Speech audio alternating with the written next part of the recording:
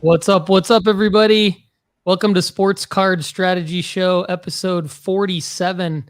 I'm Paul Hickey with NoOffSeason.com, the Sports Card Content Network, and I've got Kendall, Lefty, McKee, my co-host of the Sports Card Strategy Show. Kendall, good to see you. He's with Wild Cards Box Breaks, NoOffSeason.com, and JustBaseball.com. Kendall, I know you're a little bit under the weather today, but I'm really, really glad that you've joined me. Other than that, how's everything going? It's going pretty good. I mean, it was a fun week of watching week one of the NFL. There were some cool things going on in baseball, and soccer was fun to watch. So all in all, good sports week. Sweet. Yeah. I want to welcome all the new listeners. We've started to go live at some different times. We've started to, grow slowly but surely. This is actually, we're into year 2 of the show. This, like I said, this is episode 47. We've actually had 20 or so other episodes that are in the feed that cover other sports. So you'll see the soccer card strategy show, baseball card strategy show, football card strategy show, F1 card strategy show, basketball card strategy show. So you'll see those little niche shows in the feed. If you're a new listener, we really appreciate you joining us. And for all of our tried and true community, like our guy Toa, who says, "Good morning, gentlemen." Good morning to everyone. Good morning, good afternoon, depending on when you're listening. You might be in the middle of the night. We appreciate everyone watching and listening and participating. Ultimately, Kendall, that's what we want. We want show participation. So for those of you who are new to the show, you will find out from us, hopefully, that we are always open to feedback. We will be the first to say we don't know it all. We have not been investing in cards and collecting cards for as long as many of you have. There would just be no way to do that, right? Like, I'm 41. Kendall can reveal his age if he wants to, but basically, we haven't been I haven't been investing in sports cards all 41 of my years. I just haven't. I've been really, really in it in the last 2 years. I've been deep into the game, going deep, digging deep, researching, creating content. Kendall's been doing the same thing. And we feel like we know enough to be confident in sharing our learning with all of you. And we also have seen some gaps in some sports card content. It's a new industry, right? So there's going to be gaps. There's going to be gaps in any industry, especially a new industry. And so we feel like we look at other shows, we respect other shows, but we want to be different than other shows. So we try to fill in those gaps, and that's the purpose of our show. So number one, we don't know it all. We learn from our audience. We love our audience participation. We want constructive criticism, and we want to improve. And so that kind of leads me into my L of the week. For those of you who are a loyal audience member, you're familiar with our show format. Over the summer, we kind of revised our show format to be a little bit more organized. So we start with our L of the week. And by the way, before I get into the official show format for the day, I will say we may or may not be joined by a special guest or two. We've been coordinating an appearance by both Chase and Cody Krim, the brothers from the Texas Roadshow Cards. For those of you familiar with Roadshow Cards and Jimmy in Kentucky, he actually owns several stores across the nation and might even be expanding internationally. So the Krim brothers are the ones that basically run the Texas Roadshow shop owned by Jimmy. And we've had Chase on the podcast before. He's added great value, and he's been someone who's given me some deals on some cards. So if Chase and Cody join, great. If not, we'll have them on another time. They're always welcome to join the show. So they've got the link, and they may or may not join. But Kendall, I'm going to jump into my L of the week. So my L of the week is being trolled. This is something that probably has happened to just about everyone who's listening right now in one way or another. Believe it or not, we're all content creators, whether or not you've identified yourself as a content creator. If you're listening to this show, you are a content creator. You post pictures of cards, or you've posted a question somewhere on a forum, on a Facebook group. If you've done that, you're a content creator. And so Nobody likes being trolled. You might have had, chime in the comments if you've had an experience where you've asked a question or you've posted a picture or you've participated in a forum or a Facebook group or commented on Instagram or whatever, Twitter, and someone has been mean to you. I mean, I don't know any other way to say it. Like I sound like a little kid when I say it, but basically someone has been mean to you. And so my experience recently is, and for those of you who are familiar with the show, I really don't have a problem kind of showing things from, being fully transparent about things that are going on. So Kendall and I broadcasted episode 5 of the Soccer Card Strategy show on Friday. We both feel pretty good about it. Now, I made a comment on the show that I think we're the best sports card podcast. In hindsight, I think I might have set myself up to be trolled by saying that. So shame on me for saying that. But that comes from a place of what I said earlier, which is we've identified some gaps. We feel like we're doing a good job. And I used some hyperbole on Friday by saying, I think we're the best sports card podcast. I'm going to stand by that statement just because, we're in episode 47. That's a lot of episodes. So we have a lot of reps at this, and I feel like we're getting really good. Now, could we be better? Absolutely. Do we want feedback? Absolutely. Please give it to us. Am I going to maybe get trolled more? Sure. Fine. Like I'm going to deal with that. I'm not used to it. I guess that's part of our audience growing. I don't know. But basically, let me be very specific. There was an Instagram user, LAFC.Gooner is his handle. And he's got a lot of followers. He seems like a really legit collector of soccer cards. He says, congratulations, your show is literally the worst show I've ever heard in my life. How do you have the audacity to charge people for your service? You're so fraudulent. It's actually hilarious, but in reality, you both should be ashamed of yourselves. Now, I want to pause and just kind of give some context here, because first of all, this comment came out, this DM to me came out like probably within 5 or 6 minutes of after I posted the show on Anchor, which is where I air. So we go live and then I immediately download the audio recording and upload it to Anchor. Now it takes Anchor probably 2 or 3 minutes to get it onto Apple, Spotify, and other podcasts.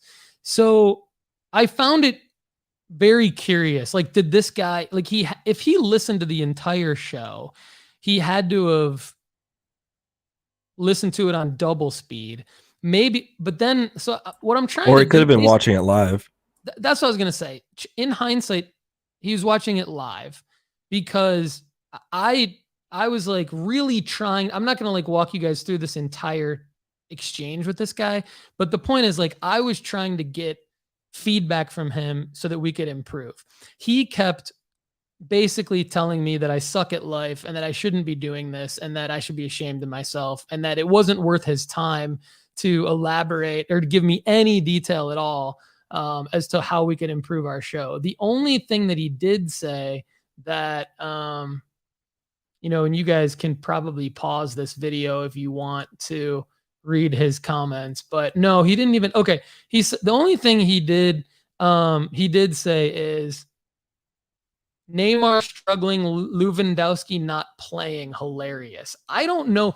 I went back and listened to the show twice, and I heard Kendall do nothing but give Lewandowski props, and myself give Lewandowski props. We did say that you should sell him because that's a smart investment move. So I want to let's time out real quick on the feedback from this user. Let's go back to the purpose of our show. The purpose of all of our shows on this network is not to really talk about our collections. It's not really to talk about being a sports card collector. That's fine. There's going to be some times when Kendall or I or a guest talk about a collecting or a PC or, that kind of content. Like, of course it's going to come up, but the purpose of this show, what we're focused on, what we're researching, what we're talking about, what we're trying to provide value on, both on the shows on the network and on the website, nooffseason.com, is how to make money flipping flipping sports cards. So if we're talking about Neymar not being the top guy for either Brazil or PSG anymore, and we're talking about Lewandowski as a sell, it's because Lewandowski has like a ridiculous amount of goals in the beginning of the La Liga and Champions League season, and there will be no better time to crystallize those investments than now. So LAFC Gooner, maybe you misunderstood, maybe you didn't, and you still think we're idiots, and that's totally fine. But I just want to address what it's like to be trolled. Let us know if you've been trolled. Let us know if you think we could be doing something better with our shows. And I would just like to say that we will always be open to constructive criticism. But I would really, really appreciate it as we grow our audience if new people come in and try to disagree with what we say rather than tell us that we're the scum of the earth and that we're pieces of shit, because that's basically what this guy did. Now, the other thing is, I will say, I will give some props to this guy, PKM Cards. I'm going to give Kendall obviously an opportunity to talk about this, and I'll take some of your comments on this L of the week. It's a loaded L of the week here. But I want to get through my stuff first. So I'll get there. PKM Cards, within minutes of when LAFC Gooner messaged me, I screenshotted LAFC Gooner's hate troll message, and I tried to make light of it. Like, I don't know what to do in these situations, right? I feel like, you know, I'm literally walking to my son's baseball practice. I'm feeling good about the show. I'm feeling good about the weekend starting. I get this hate message on Instagram, this DM from this Gooner guy, and I don't know what to do. Like, now I'm like shooken up, you know, I'm like, what's going on here? So I try to make light of it, and I screenshot it, and I just say, and I'm trying to kind of make fun of myself. And I say, I guess everyone's not a fan, smiley face, and put it up on my Instagram story at Sports Card Strategy. And I tagged Kendall, and I tagged the guy. I tagged the Gooner guy. And so PKM Cards, who actually has like, let's see, this dude is legit. He has 32.4 thousand followers. PKM Cards _FUT for football, right? So he messages me and basically starts kind of a tone. His tone is like Gooner's tone, so I don't love it. But to give him credit, he actually goes through, and even though he's ripping on me for having a premium product, and totally disagreeing with my entire business model, my entire approach to everything, he does eventually say, let's see. He basically tells us we shouldn't have a soccer card podcast. You can do the research. I'm not going to, I said, please, so he says something like, this is where I was really confused by this, and I went back and listened to the show multiple times. He says something about like, what if one of your listeners bought an Anthony rookie cup card thinking it was a rookie card? He goes, why didn't you clap back when he said Anthony's card was a rookie that wasn't? Or that Lewandowski won't get playing time when he starts every game and has been scoring for fun? Or that when he said Neymar is an afterthought and he's currently having one of the craziest, most amazing starts to a season ever had? So I'm just like trying to acknowledge that this guy's heated, trying to win him over. And I say, great feedback. I appreciate it. He says, after I say that, he goes, this response just proves you don't care to actually give correct knowledge to your user base. So I say, not true. Been very transparent about my soccer knowledge. I'm a basketball and football guy. Kendall and I team up to talk about soccer cards regularly, and we admit we don't know it all. Sorry I rubbed you the wrong way. Anyway, he just kind of keeps egging me on. That's fine. I appreciate it. But dude, like, we didn't say any of that. So I said to him, like, if we said that, please let us know. Please let us know where we went wrong. We'll issue corrections. We'll give the correct information. We don't know everything. We always say we don't know everything. And he's just basically like, nah, I'm good. You guys can do the research. So I just I just kind of am doing the best I can with this, and it is new to me to get this, as you can probably tell, but that is kind of why I wanted to welcome the new listeners in with sort of the purpose of the show. The purpose of this show is that it's not to kind of come on and talk about all these different sports in the niche shows, and it's not to talk on the Sports Card Strategy flagship show about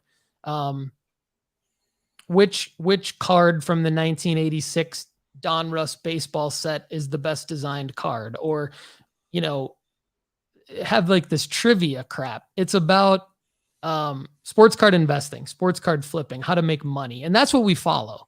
So I think I could be wrong, and I really would like the audience feedback on this. I think maybe what happened on Friday's show, because I took the weekend to really reflect on this, is I think that because I'm a newbie to soccer card investing, and I have a show, the Soccer Card Strategy Show with Kendall, I think people who focus on soccer, a couple guys, let's isolate it to let's say what it is. It's just two people who focus on soccer and know a lot more than I will ever know about soccer, the sport, and the cards of soccer, took exception to me having a soccer card show and giving soccer card strategy advice, when the reality is I follow how to make money on soccer cards. That's one of the things that I follow consistently. So I will defend myself on my own show and say, back off a little bit. And if you want to come at me, like, give me some constructive criticism. And would you approach me like if we met at the National? Like, what if we meet at the National, dude? Like, what if you and I meet at the National? Are you going to talk to me like this? Really? I mean, come on. Like, what are we doing here? What are we doing here in the hobby with this crap? Like, I want to be nice. I want to be respectful. I haven't always been. I will be the first to admit that, but that's what I want to be moving forward. And that's what I will try to be with everyone. And you see me in my DMs here still trying to be nice to the people. And they're still being assholes. So, I mean, I would like to know the purpose of me talking about this is because I think we all deal with it. I would like to know if you all deal with it. I would like to know how you deal with it. I would like to know how you think I should deal with it. And I would like to improve the show. So let me know what you think. I'm done. Kendall, you're up. No, I think this is it's unique because like obviously we have both stated that soccer is not our it's not in our wheelhouse, I guess, like originally, but we're both spent a ton of time in it in the past couple of months, in about a year or so. And soccer is also unique because there's literally stuff going on all over the world. Like, it's not like you just have to watch the MLB or you just have to watch the NFL, no, you have to watch the MLS and the EPL and La Liga and, Liga and, it's all over the place. And then even beyond that, it's like where they're at with their national teams. It's a difficult market. And for those of you that have been in it for years and years, like, that's fantastic. I hope to be there someday. I hope to have as much knowledge as you down the road. But the fact of the matter is I'm making good turns on soccer cards. So I kind of don't care what you think because I've been making good money doing it. So, but all that to say, like, I really do value constructive criticism. I do, because I think that's where we get somewhere. And I've always lived by a moniker of like, you're never as good as you can be without a coach. And in some way, constructive criticism is coaching. And, Paul and I are kind of out here just like bearing our opinions and bearing ourselves, but, like, we're bold enough to put ourselves out there, like a lot of people would just be like, oh, I don't know a lot. I'm not going to speak on it until I know everything. And you're just never going to know everything. And so if you wait till you're 100% ready to do something, you're never going to do it. And so sorry you didn't like our content. I'm sorry that you took what I was saying about Neymar and Lewandowski differently than I meant it. But I don't know what you meant about Lewandowski, because I was saying that he's been playing great, and for like with Barcelona, he's had a ton of goals. I just said he was old. I think if I remember correctly, I said you should sell now and then buy back in because he's approaching GOAT status. So yeah, I know. I listened to what you said about Lewandowski twice, like very carefully, and Anthony and Neymar, and yeah, it was just. Now I know that Anthony's most recent cards and tops does have the Rookie Cup logo, and that's not really what I was talking about. So I think we were referencing Obsidian anyway. So I don't know. Anyway, I'm okay with it, but at the same time, like I wouldn't say.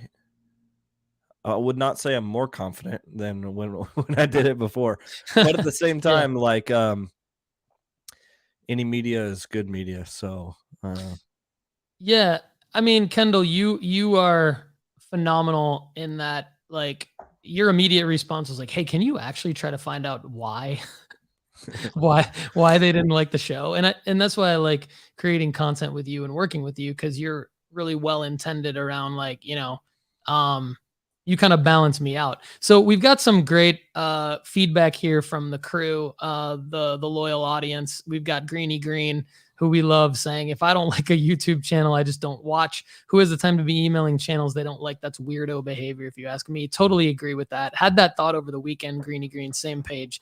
Toa adds, nothing you may never be enough for them. Basically what you add may never be enough for them. Just keep moving forward. And then, but I think what Toa says here really is true. And this is what I think I learned. I thought it might be true, but I just kind of didn't want to believe it, because I think it's like sad.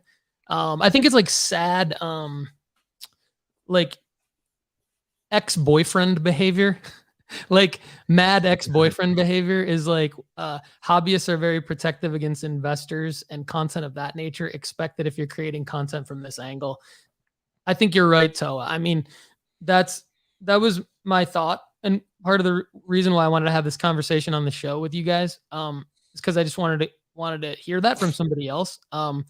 And I think it's like just weird ex-boyfriend behavior. I'm going to take a few more comments here, and then we'll move on to my W of the week. So this is going to cover my face if you're watching. But these guys are looking to get you upset because they want the attention. I'm highly confident if you did meet them face to face, they wouldn't even come close to speaking to you like that face to face. I agree. Yeah. I personally think if someone is coming after you like that, aggressive and nasty, don't even give them attention and you could block them. Yeah, I think that's what I will probably do next time. My gut reaction now, it wasn't always like this, but my gut reaction now is like to try and win them over, like, and not win them over in the sense of like, in like the business way, win them over, but in the sense of like, we can all be friends. We can all get along. Like, we're doing the same thing here. We're talking about soccer cards. Like, why does this have to be, like, can't we just get along? And Kendall's gut reaction is like, hey, can we learn from this? And so I think but I think we might just need to block them, because you see the more I try to be nice, the more angry they get. So then it's like, all right, well, this means a lot to me, honestly. Okay. You read this one, Kendall. He says, I may give y'all a little hell on occasion, but I think you both trying to seek knowledge and have open discussion. These are what makes your show interesting. Keep your heads up, gentlemen. So Southern Soccer Idiot has always been somebody who's spoken truth to us, but also been a guy that's like just come back over and over and had good discussion with us. And then there was times early on that, in my nervousness of putting out my first soccer show, I was mispronouncing names and saying names wrong and stuff like that. And that's on me, man. Like, it's just, sometimes it's intimidating to put out something having a take on something sometimes is rough in the internet. And, and sometimes it's easier just to be silent and not to have a take at all. But what kind of life is that? And so yeah, exactly. Anyway, so Southern Soccer, and I really appreciate it. You've been a good support system for us, and that means a lot to me. Thanks, man. Yeah, thanks. And I actually really, really glad that all of you just commented. So thank you to everyone who just commented. I have a ton of respect for all of you, and 99.999% of everyone who listens to the show. I did reach out to Soccer Cards United and Ty from Card Talk because they're two pieces of soccer content that I consume. You know, Card Talk doesn't really talk a lot about soccer, but it's obvious to anyone who listens to Card Talk that Ty is a soccer. That's his main PC. And so I did sort of DM. I DM'd each of them the show on both IG and Twitter and asked them, will you please listen to this episode and give me your honest feedback on our soccer card show? And I gave them the context that I gave all of you. So we'll see what they say. I'd love to have SSI on. I'd love to have anybody on. Kendall too. Like Kendall on the niche shows, the baseball and soccer show that he does. He wants to have people on, you know, people that have knowledge, things to add, discussions to have, just like SSI. So all right. Well, I do have an L of the week outside of that. Let's go to your L of the week, and then before we go to I was gonna say we would do my W and then your W and your L, but let's go to your L. Go ahead. Let's do it. Okay, so like, I'm just gonna go ahead and like just put that behind us for now, and just say like, cool. Now we're entering our regular episode, and there are things I'm excited about. There's a lot of things that happened this week and this weekend that are really important to the card industry. But I think the number one L, and not for me personally, because as you guys know, I don't collect football cards, but a big deal is Dak Prescott having a hand injury last night is huge. He's going to be out for 6 to 8 weeks. I think that kills his card market for a lot of people that really expected him to come on the scene this year and kind of, Andy and I had talked about him being a potential buy this summer, like, you know, and then he comes out straight out of the gate in this week 1 matchup against Brady. And it was like the perfect opportunity for Dak to show off, you know, and the first quarter was just slow on both sides, and both of them were kind of, you know, figuring stuff out. And even up until halftime, it was just like, man, this game's just kind of boring. And I saw that Brady was obviously playing better than Dak at the time. But at the same time, like, Dak's got a whole new regime of receivers outside of CeeDee Lamb. Like, he doesn't have Amari Cooper to throw to. And, he does have Dalton Schultz. So I will say that. And the running back situation with him trying to work with Tony Pollard and with Ezekiel Elliott this year, there's just a lot of new stuff. But I also think McCarthy's probably not the guy in Dallas that you want there. I think they'll eventually make that move to Sean Payton. That I don't know anything. I just figured that's the Cowboy-ish move to do. But Dak going out for 6 to 8 weeks is tough, you know, and that's tough for the card industry. That's tough for fantasy industry. That's tough for the NFL, for a guy that really at one point had the largest contract, which now I think is like 12th in 2 years, but it's just crazy. But so my L of the week is Dak having a thumb injury and needing surgery. Yeah, we moved Dak immediately down our sports card investment board out of our top 50. And I think he's down to number 38 in the football card rankings. We updated all of our football card rankings and a lot of soccer. We updated a lot of stuff today. So check it out. For those of you who aren't a premium member yet, I've got a promotion going to go premium free for a year. So hit me up at paul@nooffseason.com and I'm going to hook you up with the information. Email me at paul@nooffseason.com if you're not a premium member. I'm going to get you the information of how we can get you in as a free premium member for a year. And then you can check out what I'm talking about with Dak. But Kendall usually brings up a good point when players get injured like this, that sometimes it's a buying opportunity. And we do include that in our write-up for Dak. I do think there could be a buying opportunity should prices drop considerably while he's out. I agree with Kendall that it's a huge L for the NFL. It's a huge L for cards. There's a lot of people invested in Dak. I told a lot of people, you know, that's kind of the risky part of doing what we do is like, I was high on Dak. I was hugely high on Dak. I had him number 20 overall. I had him number 4 over I think it was number 4 overall before I moved him down to 38 today in our football card ranking. So we were wrong about Dak. We were wrong about Dak because of the injury, but that's not an excuse. I mean, we even had in our write-up, like under the risk section of the write-up, like injury, like it's a legitimate risk. And I also think you don't not buy cards because of a fear of injury. Because honestly, I guess there could be a situation. You don't make the play expecting an injury. Yeah. Because like that's too conservative, I think. Like to actually make it real, then it's too conservative to worry about an injury pre-injury. Now, when it happens, you're just like, you just take that L and you keep moving, and hopefully you've had enough wins that, from time to time when there is an injury, it just happens. Now, there were a lot of injuries yesterday. There's quite a bit of stuff that happened in the NFL yesterday, and Najee Harris going down. Just a quick note. When TJ Watt tore his pec, yeah, I was watching the game with Max, and I saw TJ Watt immediately. I read his lips immediately, and I could see him say to the trainer, "I tore my pec," and I told Max, and so then today, I don't know if it's been announced as official yet, but I saw NFL.com said that that's likely that he tore his pec. So I think like what I was going to add to your Dak L of the week is that you kind of made me think of this. I think if you own big Dak cards or you bought big Dak cards over the last year, you knew that this was possible. You weren't hoping for it, but you had a plan. I hope you had a plan. And if you didn't have a plan, I think Kendall and I can probably help you with that. I think there still could be a plan for Dak card owners if you own big Dak cards.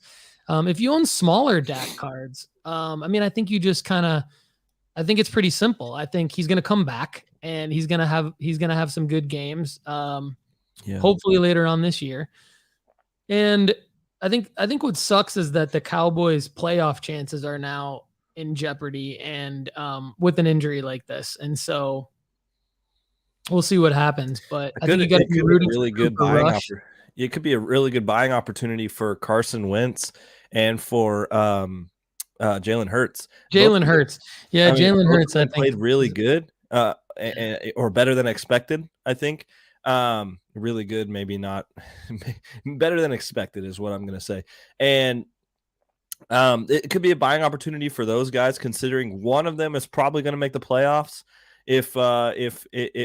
Unless Cooper Rush comes out and does well, which could be a good buying opportunity as well with Cooper Rush. There's probably going to be a bunch of people that are going to dig in their treasure troves and find some old Cooper Rush cards. Now, Cooper Rush cards have moved before, obviously with last year, I think going down last year. So, maybe it's a good opportunity to get out of Cooper Rush if you bought him last year. So, we're going to talk about that coming up. For sure. So, but yeah, that's an L. That's an L. All right. So my W of the week is, I got a lot of them actually. So I'm excited to talk about my W's of the week. One of them is going to seem like I'm kind of making up for my L of the week, but I had it. I promised to all of you. I start putting my show agenda together early in the previous week. And before I even had an L of the week, I had this as my W of the week. This comment on the YouTube video for the last episode 46 from Peter Howell. Hey, you guys are the shit. No questions asked. I don't know if this works right, but I love this. I don't know if this works right, but you guys are the Gretzky of podcasts. What I mean is far surpassed the competition. The next in line can't even be in the same conversation.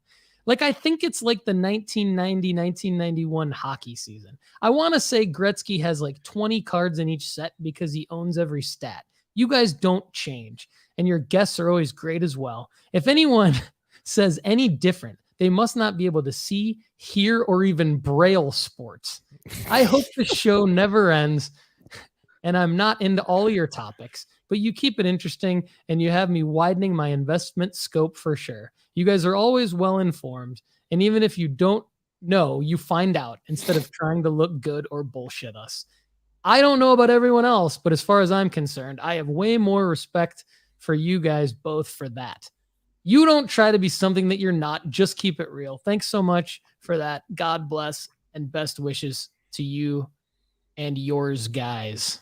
Yeah. So thank you, Peter Howell. That is not like a Finsta, a fin tube, a food tube. For me, that is actually a real person. So I appreciate that. Is that your burner account? It's not my burner account. It's not my mom or dad or anyone in my family or any of my friends, because I don't think anyone that knows me outside of this show cares about the fact that I'm doing this show. I don't think I get any family or friend support. Sorry, but I don't think I do. Anyway, I'm just kind of kidding, but not really. And then we got guys like Isaac Sharp and Pack Rip Mahomes, who are just like being quality people on Instagram, complimenting the show, talking about trying to meet up at the London Card Show. So I appreciate that. That's good stuff. Look forward to meeting you guys. And all right, so another W of the week, though. I told you I got a lot of them here. Another W of the week. You know I love our guy Andy Kaysen. You know, like I jock him. I talk about him all the time. But let's just call it like it is. Like this is my literal W of the week. My literal W of the week is I whooped him. Well, I didn't really whoop him. I only won by 8 points, but I beat the FF Card Quest. This is the Fantasy Football Card Quest. Andy Kaysen, I love you, but I beat you in week 1, and I'm really pumped about that. So one of my W of the week is going 1-0 in the Card Content Creator Bowl. We got a lot of other good dudes in here. Lou Janu, Carter, Bryant, Ziggy No. Ziggy No's in here. Ziggy, are you in the chat yet? No, he's not, but he might be. Ziggy normally chimes into the chat. Kendall, give me your take on this league real quick before I go to my other W of the week. You were on Andy's live stream here and everything like that. How'd you do in this league in week 1? I didn't check it out yet. But yeah, I got second to last in terms of points. So not a great week for you, boy. Joe Burrow. I have Joe Burrow and T. Higgins as a cat stack. Joe Burrow had 5 turnovers on the day, and T. Higgins is out with a concussion. And then I started Mike Williams, who was a sneaky pick, and then he only got 2 receptions for 10 yards.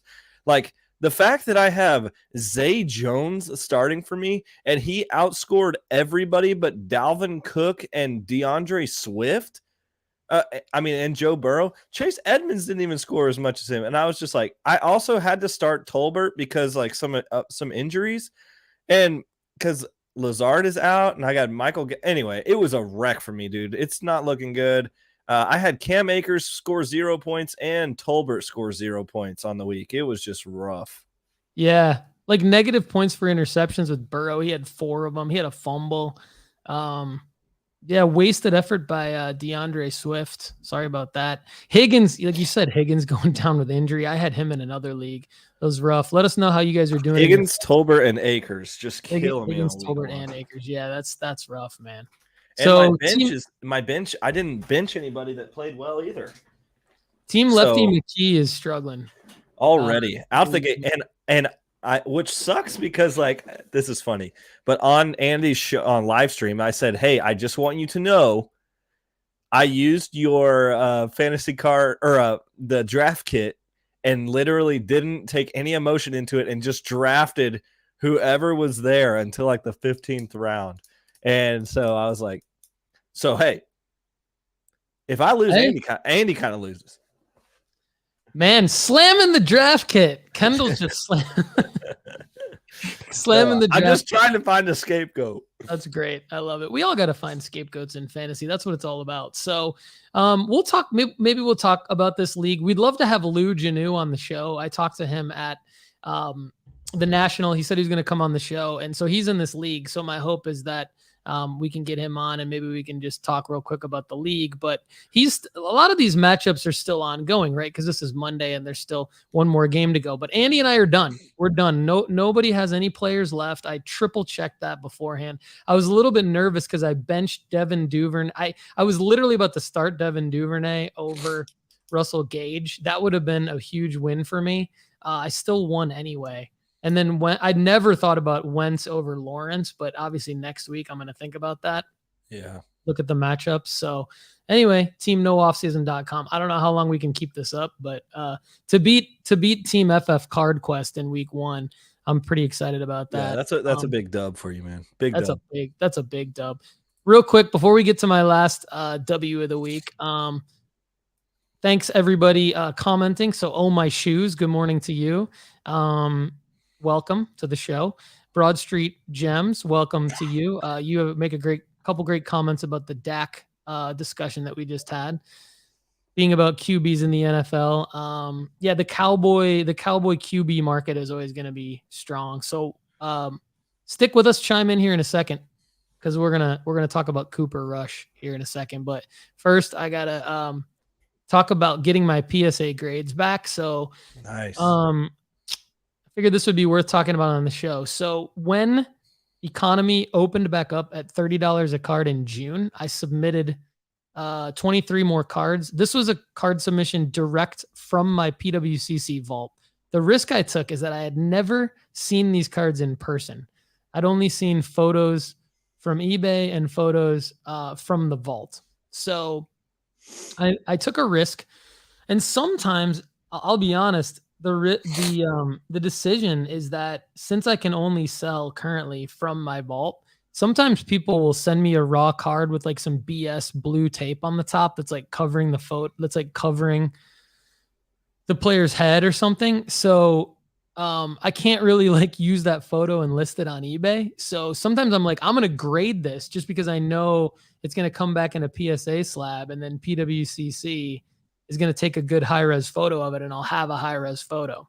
So I'm not going to do that like at a $50 level or something, but I think all of these cards were pretty much legit to grade at the $30 level, but just kind of a disclaimer. So, okay, the Malik Tillman gold refractor Topps Merlin rookie auto out of 50, sick card, got a 9.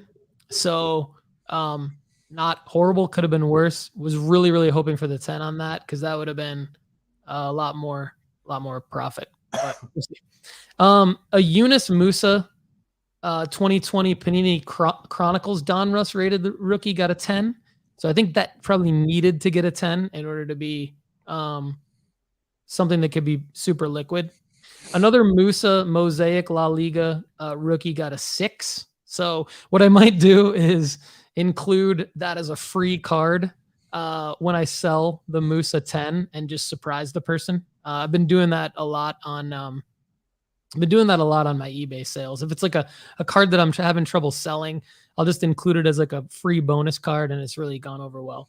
Some Oscar Piastri that I got, Kendall. I got two 10s, one on a refractor, one on a purple checker refractor out of Topps. Refractor. Everybody troll me on the refractor call. I got do you know what those cards are running for? Those Piastris? Off the top of my head, the refractor PSA 10 is probably going to go for about 170 if I sold it now. If I wait maybe until it just obviously like when the F1 season starts and he's actually racing in F1, that'll be like the discussion is like, do I wait till then? Yeah. Probably. The purple checker flag refractor, which is hard to say, 10. I'm excited about that being a 10. I would guess that would go a little bit for a little bit more, because I think that's a smaller number of a short print than the regular refractor. Don't quote me on that. I'm not looking at the checklist, but I think it is.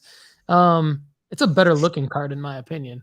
The autograph refractor out of 400 got an 8. I think that's probably going to unfortunately go for around 500 now.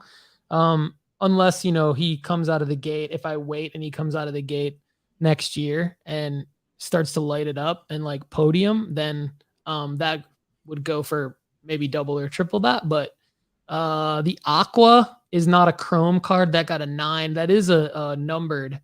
That is a serial numbered card. And then just a regular checker flag out of Topps got a 9. I submitted a couple Topps Chrome Overtime Elite rookie auto gold Ray Wave refractors. So for you basketball guys and girls, There's the Thompson twins. I've talked about them real quick on the show, earlier episode of the show. The Thompson twins are probably going to be lottery picks. They're in the Overtime Elite League. But they're going to challenge Victor Wembanyama for the #1 overall pick, hopefully. He is saucy, man. I've been watching some video on him. Some Wembanyama video. Hopefully he doesn't Holmgren himself, right? Okay. Shots fired. I caught a stray right there. You caught a stray. Sorry, Kendall. That was mean. It was intentional by me. It was mean. It was mean, but it was intentional. It was mean and intentional. Amen Thompson got a 9 and Asar got a 10. Asar is probably the higher rated one of the two right now. Nice. But Amen has a cooler name, in my opinion. So Amen. Who knows what will happen with him? Prayers up. But a 9 and a 10 for the Thompson twins. Becky Hammond, who we've actually spent some time talking about on the show. I did not think this card was going to get a 10. This is a Prism autograph, Becky Hammond in a Silver Stars jersey out of 2021 Prism WNBA. That got a 10. My guy back at your vault already. They're gonna ship to my vault probably tomorrow. PSA ships them like almost right away. Because so that when Jim Mint Justin Jefferson is nice right now. He had a hell of a week. I got super pumped to see this. So we'll skip down to that. So the 10. So sorry, the next 10 after Becky is a Justin Jefferson yellow laser prism. That's huge. So that I bought raw for like $20 off a guy on Instagram. There was MVP chance last night in the crowd for him. I'm pumped about that card. I should have that card probably in the vault curated in the next week. So I should be able to list that. Yeah. Hopefully at a really prime time to list it. So a Justin Fields autograph, Donruss rated rookie autograph orange got a 9. That's not a bad one. The Trevor Lawrence, there was a Trevor Lawrence Panini Elements gold auto got a 7. So I'm bummed. I'm bummed on that. I think it might've been the surface was maybe scratched. A regular Donruss rated rookie base got a 10. So that'll sell for a little over $100. That'll be some profit. And then a Donruss rookie phenom, relic jersey thing, for Trevor rookie got an 8. Cam Thomas, by Cam Thomas, Contenders rookie ticket autos all got 8s.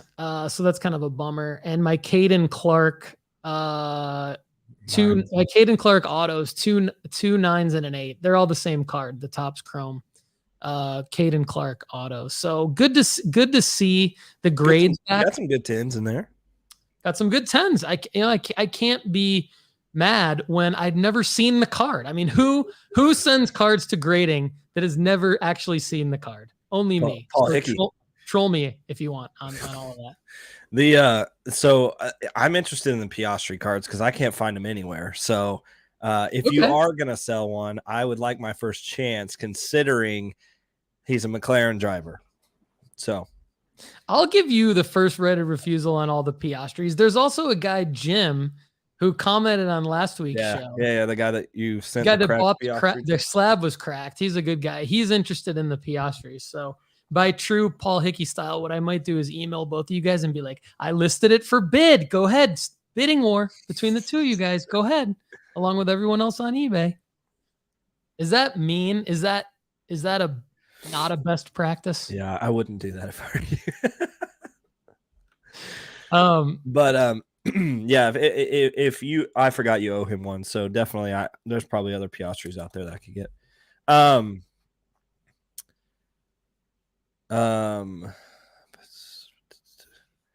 Skullville is following us on the Caden Clark and Paxton Aronson. That may play out pretty well for you in a couple of years, my man. Yeah, thanks for seems like you're a first timer to the commenting on the show. Really appreciate having you here. Let's go. From Norway. Let's go. Yeah, what did the Vikings say? Skull. I think that's it. That's Erling Haaland's Skull. So I have heard of So Rare. Me too. I've been to a lot of La Liga matches, and they're constantly promoting So Rare. I've tried to use it. It hasn't worked in my browser ever. Unfortunately, I'm also a web developer, so that kind of thing frustrates me. I would love to I know it's global fantasy football for it's soccer. It's fantasy soccer. So They have hopefully you basketball. like it. Oh, basketball. Okay. Hopefully you like it. Definitely let us know your experience. Okay. Yeah. He just said they added NBA, and then I'm catching up with his comments here. Caden and Paxton. Yeah. So, okay. Kendall was the Paxton guy. I was the Caden guy. So Kendall looks, I think, a lot more promising than I do at this point. So good call, Kendall. Hold on to your Cadens though. I mean, Yeah, he's I don't relatively think that's over. inexpensive, Yeah. right? Like Caden's inexpensive too. So you didn't, even if you bought him a few months ago, you didn't pay that much compared to like what the card actually is and what the potential is. So Scrollville, hope I'm saying that correctly. But anyway, thanks for listening to us, and hopefully those will pay off. Stay here with us, and we'll hook you up with some good stuff. I have one more win, dude. Jeez, man. I have one more win. It is, you're all gonna like this. You're all gonna appreciate this because you know that sometimes I just get into something and there's collateral damage, right? And so nooffseason.com up until this point, it's just been like, let's just get content up and let's just add this and add that and add this and add that. Well, there's too many ads. There's been too many ads on the site. It's become a ridiculous billboard of crap. So what I've done is I've created an ad-free experience for our premium subscribers. So when you upgrade to the premium, there's no ads. Let's go. And I know from around the internet, I know that that's something that people will pay for just to have no ads, just to have content with no ads. People pay for that. So now everybody, you've got premium content and there's no ads. So I'm really excited about that. W's all week. LOL. Oh, my shoes. I know it's ridiculous. I had to throw in all the W's. I'm going to let Kendall go. I just Kendall still hasn't done his W yet. I just have one. All right, you're up. What's your W? So we talked a couple weeks ago about, about a month ago now, about the buys that we made at the National, and I bought like 8 specific cards, baseball and baseball and soccer, and I've already turned one of them for really good profit. I turned a Gunnar Henderson from 270 to 400, which was great. And then I bought this Josh Jung PSA 10 Chrome Sapphire. So it's a beautiful card. This guy was like, he had it labeled at 100, and I said, he's hurt, like blah blah blah. He's got a labrum issue. How about $80? And the guy was like, sure. Like, I probably could have talked him down lower than that. The way he responded. That's like a great fantasy baseball trade negotiation. Yeah. Like talking about the injury and all that. Nice work. And so I actually almost bought another one of these cards while I was there that was PSA 10. There's for some reason there's this card, and then there's another Josh Jung without a helmet on, which is weird. But I almost bought the no helmet version for another 100, but I just decided not to, and now I should have, because his first game called up to the Rangers on Friday. I put this on auction, and I was like, okay, I hope it sells for over $80, and so I was like, okay, I'm just gonna. So what I did was I put it on auction that right before he made his debut, and he homers on the first at bat. And I was just like, oh, heck yeah. And literally within 5 minutes, it was $10 short of my original $80 bid. Or my $80. So it immediately went to $70 within 5 minutes of me putting it online. And so I was like, all right, cool. So I'm going to make a profit there as well, which is super fun, which now looking back on it, I can't wait to, like, once I move all 8 of these cards, I actually might not move the Rose Lavelle card that I got, or one of them, because I just love Rose Lavelle. But then again, I'm also not a collector. I'm an investor, so I probably will move it. And that's an interesting card that I would love to talk about in the future as well, because the PSA slab is different than my other PSA slabs, and I thought it was a fake. And then I looked it up, and it's not a fake. So I don't know why. I don't know why the slab is different. like the watermark looks different and everything. But when you search it on PSA's website, it pops up as an authentic. Only 2 of them in circulation. But it has photos of the slab, and it is the original. Like, it's the exact slab I have. So I don't know why PSA decided to like make a slab that looked different. I don't know, whatever. Anyway, Yeah, can't wait to look forward to what this the Josh Jung auction ends tonight. I did a 3-day auction just because I wanted to get in on that early success. And so we'll see. But I'm looking like already I'm going to make 2 decent returns on 2 of the 8 cards that I made. So looking forward to that. So congratulations. That's amazing. You deserve it. And Oh My Shoes says that they have a 1 W this week. Kendall, sounds like you banked. Oh My Shoes, if you want to throw it in for us here, we'll read it for sure. King of Kings 211, thanks for your question. They have a question about Felipe Drugovich in F2 cards. I know all about that, and I will take your question towards the end of the show. So hang with us. And if you need to leave, then definitely come back and watch the video and get your answer. But I will take that question at the end of the show. I know exactly what that's going to be. We're going to keep rolling here and get to our buy of the week, brought to you by Market Movers app by Sports Card Investor. You can get your first month for only $1 of this great tool. And we're going to show you what our buy of the week is on Market Movers using the deals tool.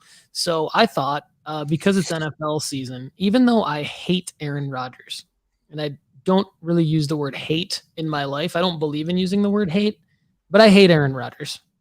Just going to say it. But I will say, this Aaron Rodgers, this is one of his flagship cards. 2005 Upper Deck Rookie Premier base PSA 10. It's down $80. The last sale was the day before the NFL season kicked off at $349.99, and now it's listed for $269.99 after the Packers Week 1 loss to the Vikings. So, Aaron Rodgers is showing. Yeah, horrible showing. But it is as much as I hate Aaron Rodgers, it is Aaron Rodgers. I mean, he is a guy that has a large fan base, a lot of collectors. He is a Hall of Famer, future Hall of Famer.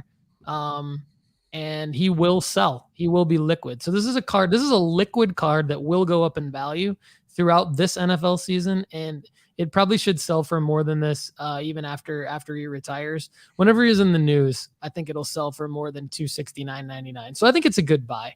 I don't know if you agree with me, Kendall, here, but I just thought it was appropriate to use this eBay deal search tool within Market Movers to kind of show, hey, even if you just want to make a quick pick on something, this is a great tool to do it, and I think this would be my pick for this week. Yeah, let me share my screen as well. So I have one as well from the Market Movers app.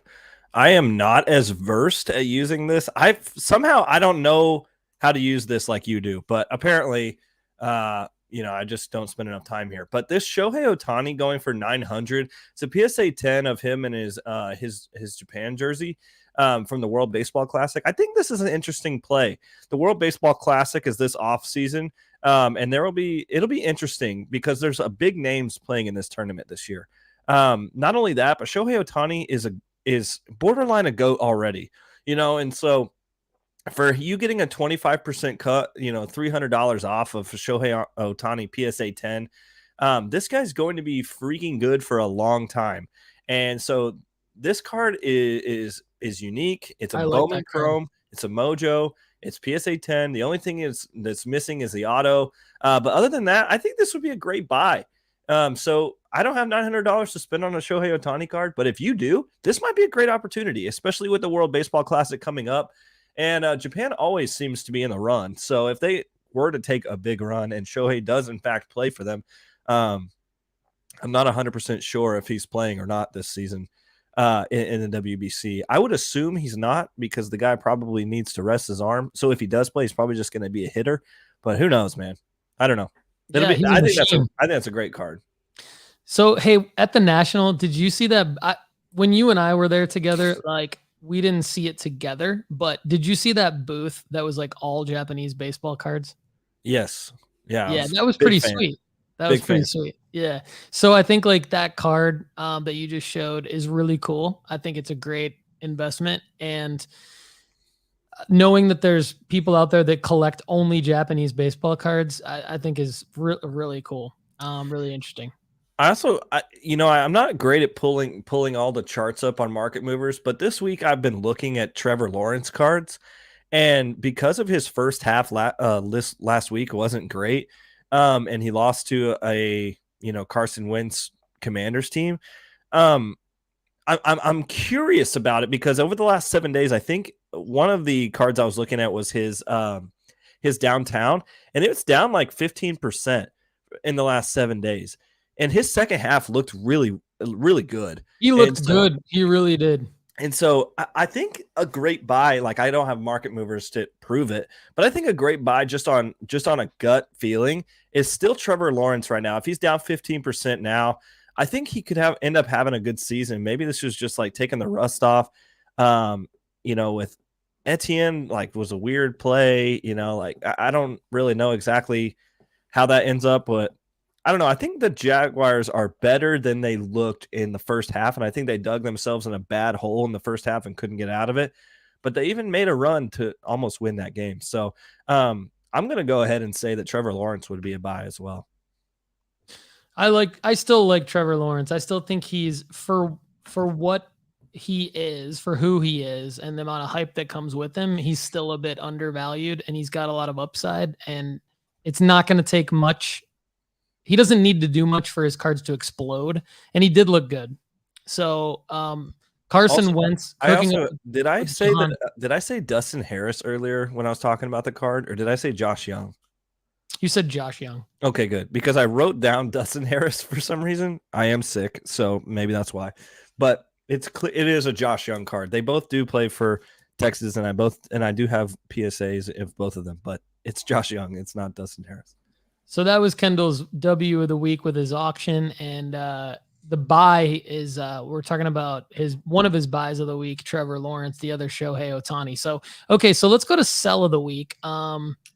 So who to sell now? This is going to be mainly football for me, and I think during football season it will probably be mainly football because football. Agree or disagree in the comments. I'd like to know your thoughts on this, but because I'm going into like year 3 of football card investing, of investing in all sports cards, and football to me is really like sports betting. It's really like weekly sports betting. Like you either win that week or you lose with your cards, and you can lose big with an injury or just with a bad performance. Like I hope that Travis Etienne can rebound. I think I read on NFL.com like some praise, but I watched that game. That dude dropped way too many passes. He dropped a wide open touchdown pass. I love him. I was outspoken about him and wrote about him a lot on the website at nooffseason.com. But I don't know. Did so you see football, that hit where he got destroyed? So was that where the ball like came a little out? bubble screen, and he tossed it out to the right, and the guy destroyed him. Yeah, and the ball came out. And I think they ruled it a catch and a fumble. But yeah, I did see that. Basically there was a wide open touchdown pass to him, and he just took the ball and like threw it at the ground. And I'm like, what are you doing? Like catch the ball and run it into the end zone. Why are you just like batting it at the ground? You're not a defensive back. So that was frustrating. I had him in two fantasy leagues. But anyway, so my sells are all football guys, and there's this should surprise no one that I think I would sell that. Well, maybe it will surprise some people, and if it does, you can troll me or give me actually constructive criticism, and we can disagree. But Cooper Rush, in the last less than probably 12 to 24 hours, all of these Cooper Rush sales have happened, and this is like 4 times the amount of Cooper Rush sales that happened in the previous 4 months. So if you've got Cooper Rush cards, I would sell them. He could get injured. The Cowboys could bring in another quarterback. He could get injured. This is like a time, I think, to do this kind of thing.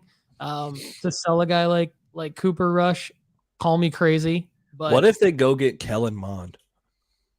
Well, Kellen Mond's in Cleveland now. I right? know, but he's the on a third roster. string there. Yeah. What if they go trade for Kellen Mond? He's a Texas guy. Similar profile to Dak. Yeah, he'd be an interesting fit. What if they go get Colin Kaepernick? I thought about that, and then that'd be wild. I literally don't see that happening with Jerry Jones. With all the stuff that he originally said about Kaepernick, he would have to literally be dead, I think, for that to happen. I'm not trying to talk about a man's morals, but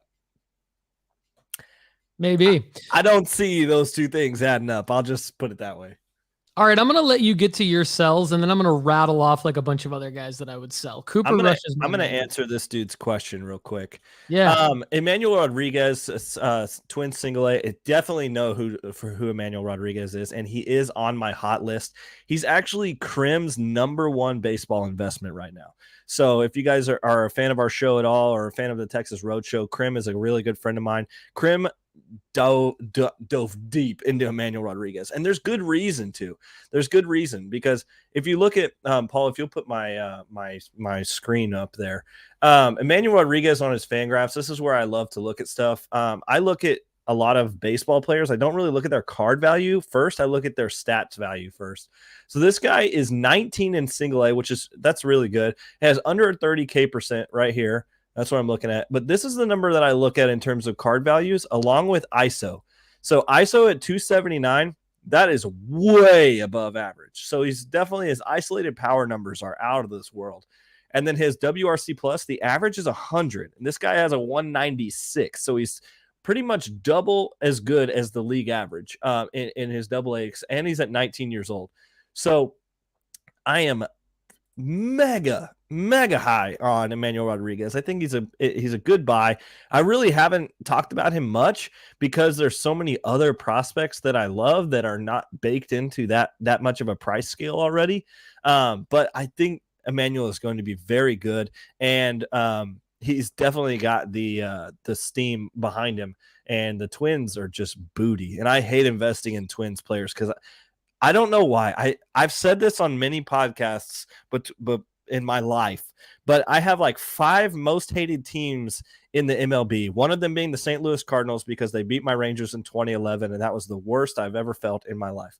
2, the Yankees, because who loves the Yankees? Not me. 3, the Astros, because they're cheaters and they're the other team in Texas, so that makes sense. 4 is the Giants, because they also beat us in the World Series in 2010. And then my 5th one is the Twins, and there's no other reason other than I just hate that franchise. That's it. So I don't like investing in Twins players, even though I did buy a Carlos Correa card this last summer, which I'm probably going to resell the next summer when he goes into free agency again. So Emmanuel Rodriguez, totally, I would say he's on a buy list, but for me, he's low enough down that I don't speak about him enough, because I think there's other players that are cheaper that you can get a better X return on. But if you like him, I would say go for it. Yeah, that's cool. No Roger 1. Thanks for the question. You got Kendall pumped with your Emmanuel Rodriguez there. And Kendall, I just have to say, you better be prepared for fans for 5 different franchises trolling the crap out of you coming up. I do not care. Everybody needs to come to Kendall's defense on this.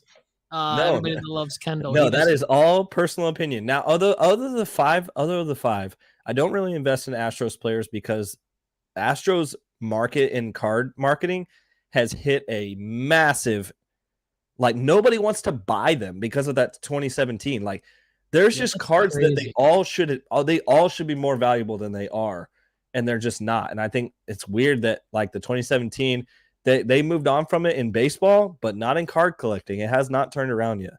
So anyway, but I'd still buy Yankees players. I'm just a little bit about all that. But anyway, so since we took a quick little sidebar before your sell of the week, Oh My Shoes, we'll give him some airtime here. He scored a Jaren Jackson Jr. PSA 9 mint for $17 and a lowish pop. I love that for many different reasons. First of all, Sparty, love Jaren Jackson Jr. I'm a Michigan State Spartan basketball fan for my entire life. I've never wavered on that. And $17. I mean, why not? Why not? $17. And he's part of a great Grizzlies team. He'll be back. I think he'll be back by he's a player, dude. January, February, when it starts to matter a little bit. I like that play. Good work, Oh My Shoes. And no Roger 1. You might be right about this. Damian Pierce will be a better RB than ETN. I mean, it's tracking that way for sure. The Texans look damn good. And might be interesting to buy James Robinson right now. I don't know what his cards are looking at, but yeah, he could be a good buy. I agree. All right. So who you selling, Kendall? So my sell would be Josh Jung. Now, obviously, I did sell Josh Jung this week, but I would say that like he's a guy who this Rangers farm system, people that are fans of this Rangers farms or team in general, like me, are just begging for something good to happen right now. And so for Josh Jung to come up and go bananas, he's like up 30% on the 30-day auction, I believe. But he's in the top 25 in cards sales of the week in terms of sports card investors little ticker. I'm always a little bit questionable about that ticker, but at the same time, Josh Jung is up there. I would say that he is on my sell of the week. And this is another guy who's on my sell of the week that I am completely on the other end of the coin from Paul Hickey about. I get rid of every Lamar Jackson card you own. Like, this guy is a fraud. I know he had like some good throws this last week, but I was just watching him and I was like, it is ugly. Even Vegas agrees with me when they put him a 7-point favorite against the Jets. Are you kidding me? Like, come on. And so I think there will be a season where Lamar Jackson just doesn't look like Lamar. And of course, like, he looked okay against the Jets. Now, what if he's playing against the Steelers D that took a ton of stuff from Burrow this week? What about when they play in the division against the Browns and Myles Garrett running off the edge and they're keeping him in the pocket, making him throw? Like, I don't know. I think if you have a chance to get out of Lamar Jackson, do it now. All right. This will be good because we'll revisit this every week. And it's funny because I do believe in Lamar, especially with TJ Watt, torn pec. But anyway, it's funny because like my other sells are literally all the other football players in the world except for Lamar. So it's really funny that you said that because I'm selling Wentz, Michael Pittman, Saquon Barkley, Tua, Tyreek Hill, Tyreek and Jalen Waddle, Flacco, Fields ? Because he put up a big game. Yeah, I can see that. Baker, I'm selling Baker Mayfield. Sorry, Andy. And I'm selling Davis Mills, and I have Davis Mills ! In my notes because I just don't believe long term in the Davis Mills. I'm taking Lamar Jackson, but we'll see who's right and who's wrong about that. I agree that Oh My Shoes says TJ Watt is a monster. He is. Like the defensive player cards, I think should be more respected. But the problem is the injuries in the NFL, man. Like, no Roger 1 says Trey Lance was terrible. Totally agree. I was saying sell Trey Lance before the season started. There was just way too much hype around him. Greeny Green, before I get to would you rather here, we'll take some comments and questions. Greeny Green says, have you guys tried Whatnot? I've been hooked for the last week. We assume as a buyer, Greeny Green. Kendall, you can talk about Whatnot. I have not, just because I'm hesitant to try anything that I would get into and then not be able to actually like receive the card properly, just because I'm still in Spain. I'll be in the US in December. So Kendall, what's your experience with Whatnot? So I'm a Whatnot seller as well, Greeny, and I really like the app. I hated it at first because of Backyard Breakers. Just not a fan of them, and they've been promoted a lot in Whatnot. And I honestly like wasn't a fan even my first time using it, but Whatnot is a cool product, and on different sports, it's more appealing than others, and I think as a seller, I'm a big fan.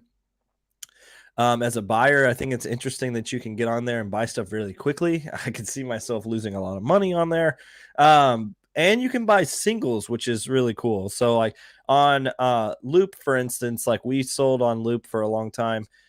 We would sell really good bulk products or like packs or whatever on Loop, but the singles never really moved. But singles move really well on Whatnot. So as a buyer, it's pretty interesting. I like it, especially with the auction system that's really fast. So I think it would depend on what sellers you're using, or what sellers you're buying from. There's a couple that I have bookmarked that I can't remember off the top of my head, but I buy a lot of my soccer cards from Whatnot just because it's easy to because typically there's guys that I like in the soccer market that are pretty rare in terms of like finding good deals and stuff on that. And I can't go to shows and find, Paxton Aronson cards. So I've got to like go on Whatnot and then ask these big guys like, hey, do you have any Paxton cards that you'd be willing to put up on auction? And they just throw one on there. So I'm a big fan of it. Yeah, that's cool. Also, I don't think, Paul, you can use it because I think you have to be in the States to. That's probably true. I'm geo-blocked from a lot of stuff that I'd like to be using right now. Some of it, like being geo-blocked from FanDuel and DraftKings, is definitely a good thing for me because it's saving me from myself on the sports betting aspect. But for other stuff, it's kind of annoying, especially like watching a lot of sports. We have to use VPN tricks and whatnot. But we'll take a few more audience questions here before we get to Would You Rather. We're doing great on the show. I'm loving today's show. It's fun. Thanks. The audience participation is really number one. And then number two is Kendall's bringing the energy level up in spite of his illness. So this has been great. So going back to like, I want to give Toa a shout out because he's just a great participant of the show. So I thank you for this comment. Really appreciate your positivity on the show. We've talked a lot about selling football in the last like 5 minutes of this show. Greeny Green, his comment from earlier in the show, he's selling all of his football too. It's funny because like I started this comment earlier and then we talked about like this concept so much. And so Greeny Green definitely knows what he's doing. I believe selling his football. And then King of Kings asked a great question earlier about Felipe Drugovich in F2 cards. So for those of you who don't know, one of the really cool things about Topps Chrome F1 sets in 2020 and 2021 is that they include the F2 drivers cards in there. So the F2 drivers are your equivalent of like the baseball prospects. So like your Bowman, Chrome. Yeah. And so it's basically like buying F1 cards, Topps Chrome F1 is basically like getting, sorry, Kendall, we're going to cover up your face here for a second. It's all good. My screen. It's a lot like getting Bowman Chrome and the most investable Topps cards all in the same set, which is what I really like about it. So King of Kings 22211 asks, what are my thoughts on Felipe Drugovich in F2? He's going to be the F2 champ this year. True. He's going to beat out Teo Porcher, who I really like as well. Do you think it's possible for him to get an F1 seat, or does he have to spend more time in F2? Okay. I wrote an article for Sports Card Investor that's coming out probably this week or next week on this exact topic. It's the top 5 prospects for next year, potentially, or not for next year, but it's the top 5 F1 prospects and their cards to monitor. And so obviously Drugovich is in my article. I'll give you a sneak preview, and I'll give you a preview into his profile at nooffseason.com. So the interesting thing about Drugovich is he's the only true F1 prospect remaining, in my opinion, with the shot at a future F1 seat to get that call up. So in baseball, Kendall and I talk a lot about like buying before the call up and then selling at the call up, being like one of the main markers to sell. And so Drugovich would be a guy that you would buy now and then you would sell at the call up because he hasn't had the call up yet. The call up obviously being earning the F1 seat, right?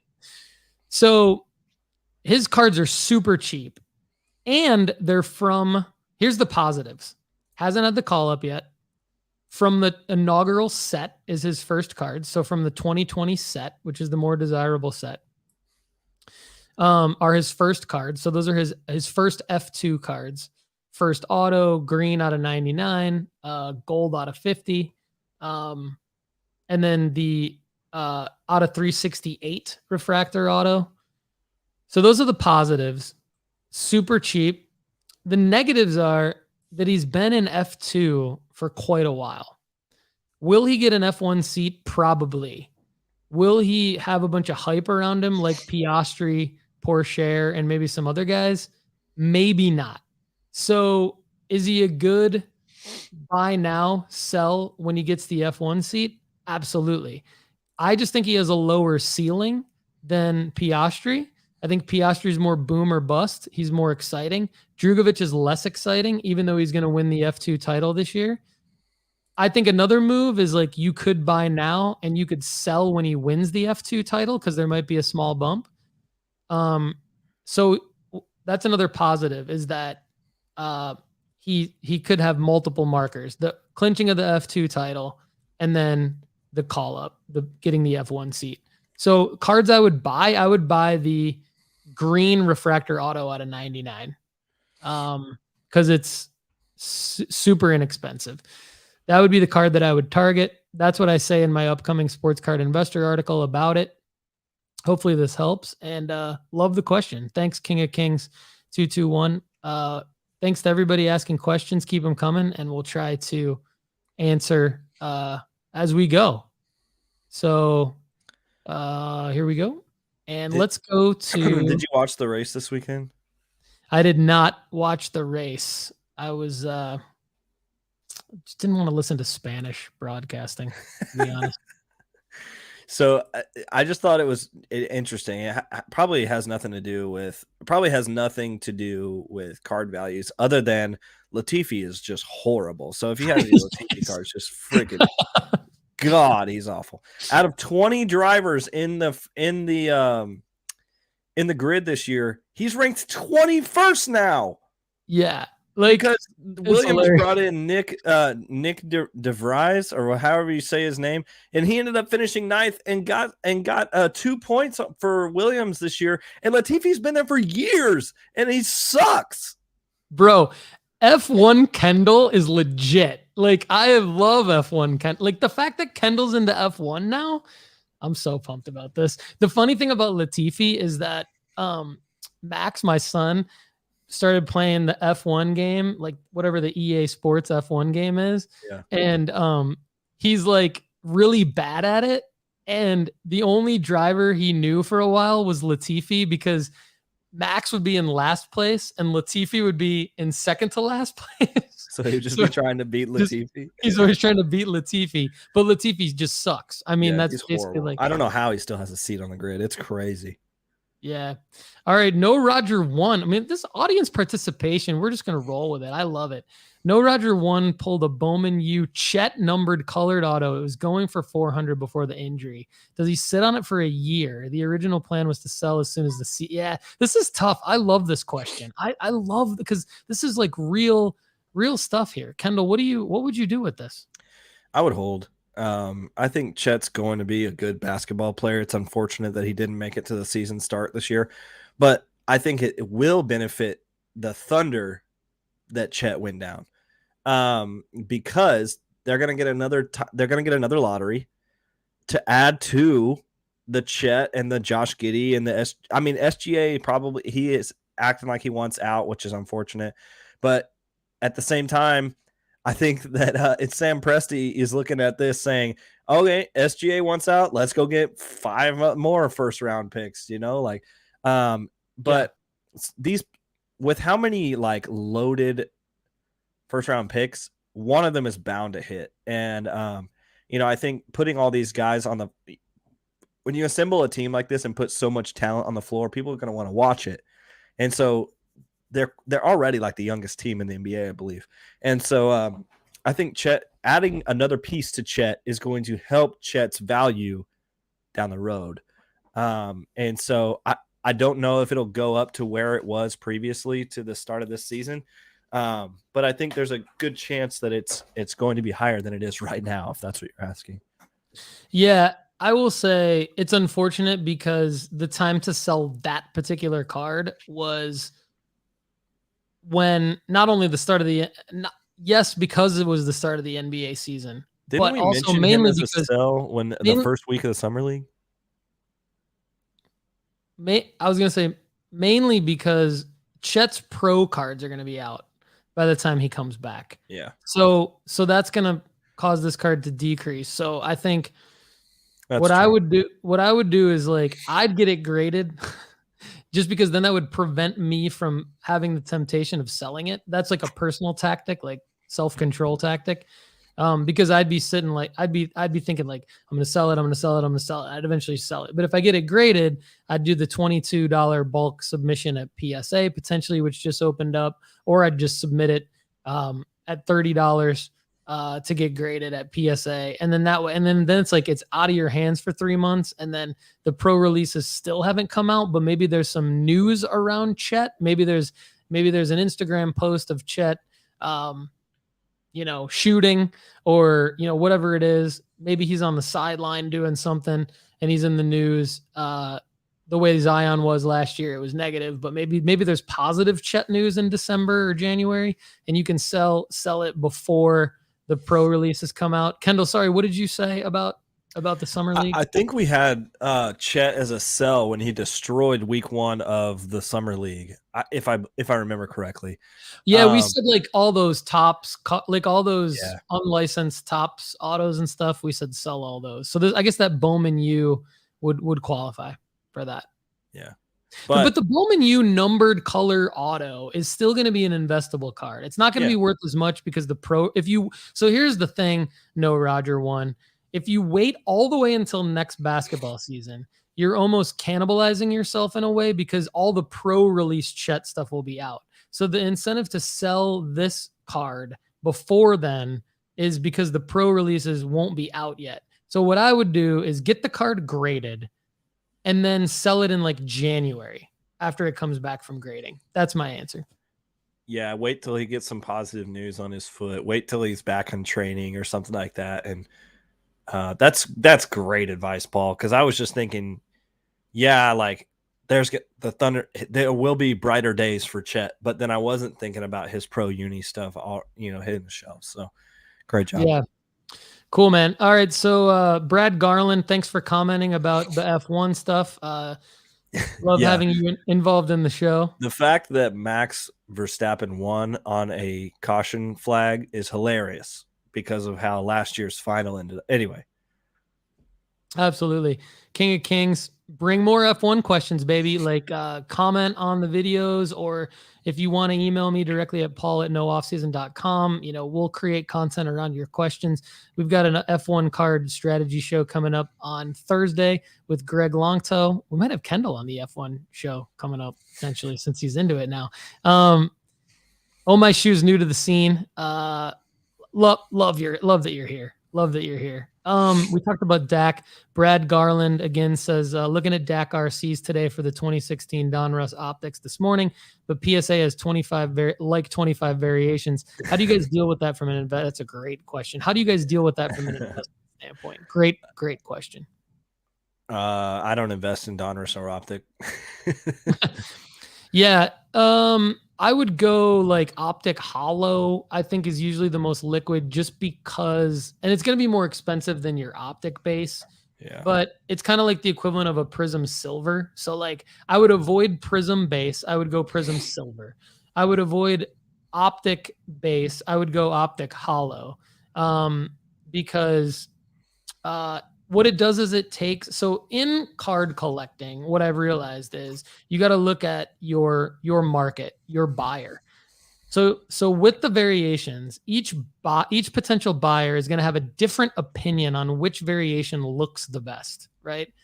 And so, but the optic hollow is just kind of like the least removed from the base, but also a variation. So a short print, right? So that's the safest one. I'm not sure. I'm not looking at any of the prices. I'm not saying that this card is a good investment. I'm just saying in general, that would be my general advice. I probably wouldn't buy Dak yet. I would probably wait until December to buy Dak. I'd probably wait till November. This is a great question for Andy. I would wait till the price drops as far as it could possibly drop before I buy Dak. 5 hollow variations. Okay, fair enough. Yeah, fair enough. I probably need to answer this one later after I do some more research then. And try to find like Dak specifically what the best price is on the variations and then get back to you. So I'll make a note of that, Brad. And why don't you follow me on Twitter, No Offseason Card, or come back to this YouTube video when it airs, and I'll post a comment there. So yeah, cool. Good stuff. Good question though. I like the profile picture. If that makes you feel better. Yeah, it's a good idea too to like be researching Dak and just monitor. I would monitor I'm gonna just give you my answer now. Sorry, Brad. I'm gonna give you my answer now. I would, out of all the variations, I would monitor the one. I would go PSA 10. Okay, I would get out of all the PSA 10s. Mark the ones that are in your price range. Like, don't overspend on it. Just mark the ones that you can afford to make an investment on. So narrow it down that way. Narrow it down PSA 10, your budget, and then give it some time because people are going to be down on Dak. They're going to forget about him. Wait till there's been multiple weeks of other NFL games where Dak is not playing, where there's literally another person playing quarterback for the Dallas Cowboys. The hype that gets Dak out of the news cycle and less eBay searches for Dak. Then you bid on some of those that are in your price range and just take the one that you can afford out of the variation. I think that gives you the most room for profit later. Hopefully that helps. And then Oh My Shoes says, why not invest in Donruss or Optic? This is also coming from me as not a football collector, but there's too many variations to keep up with, especially in Donruss as it being a more retail product. Optic is a different situation. It's like a step up of the original Donruss cards. But I don't invest in anything that ends up in a Chronicles blaster because with all the variations, like what Brad is literally talking about here, like it just makes my head spin. And as a baseball investor, that I can just go look for Bowman Chrome first autos, and it's just like, that's it. I want to go find that for football. So if I ever do invest in football, which is rare, but I do from time to time. For instance, I bought a Tolbert on Andy's recommendation. Jalen Tolbert, yeah, Cowboys. I did buy a Jalen Tolbert. But go look for their like rookie ticket auto, which is in Panini contenders. But that seems to be the most investable card. Like when people first search a player, usually they are looking for rookie ticket autos or RPAs. And typically that's like Donruss and Optic. Optic is like probably third or fourth on that list. Now this is coming from an inexperienced place, so like just take this with a grain of salt. But I would say that Optic would be around fourth, around in that list somewhere, and then Donruss would be pretty far down, I would assume, in terms of the investable materials that that are football players. I would agree with that. And like Oh My Shoes asking about, is this just football? It's football and basketball. I think are going to be the exact, like, don't quote me on this, but I think they're pretty much the exact same based on my experience for football and basketball. So I would agree with Kendall. Like in general, I don't buy any of those cards just because there's nothing that differentiates those cards from any other cards. And it's very watered down. So like if I will, if it's in like a $3 to $5 box, ungraded, maybe buy a quarterback like a Dak. I mean, at the National, I just bought a bunch of Justin Fields, Trevor Lawrence, just base Donruss. I wasn't seeking those guys out. They were just there, and I was like, this is super cheap. I know I can get them graded at PSA for $30 each, or I got it in at the $18 level, and I did my research on eBay, and it was like they were selling for over $100 for a PSA 10. So I thought, all right, it's worth a shot to put $20 into a card, including the grading at PSA. and then try to sell them for $100. So that's kind of my exception. Other than that, I'm not really buying those brands. Okay, time for would you rather. So Kendall, sometimes we goof around with this topic, but I've actually got like a pretty good one this week related to like a card strategy. So let's hear it. Would you rather?